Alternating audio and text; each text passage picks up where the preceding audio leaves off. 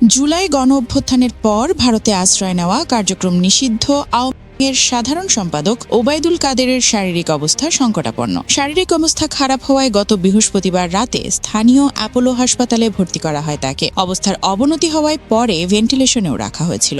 জানা গেছে, বিভিন্ন ধরনের শারীরিক অসুস্থতার কারণে বেশ কিছুদিন ধরে শয্যাশায়ী ছিলেন ওবায়দুল কাদের। কলকাতার রাজারহাট নিউটাউনের কাছে গোপন বাড়িতেই চলছিল তার চিকিৎসা, কিন্তু হঠাৎ শারীরিক অবস্থার অবনতি হলে তাকে বেসরকারি হাসপাতাল অ্যাপোলোতে ভর্তি করা হয়। তবে 4 দিনের মাথায় কিছুটা সুস্থ হওয়ায় সোমবার 5 জানুয়ারি দুপুরে গোপন আস্তানায় ফিরে যান তিনি। সূত্র জানিয়েছে, বাংলাদেশে জুলাই গণঅভ্যুত্থানের পর ভারতে পালিয়ে আসা ওবায়দুল কাদের বার্ধক্যজনিত নানা শারীরিক সমস্যায় ভুগছেন।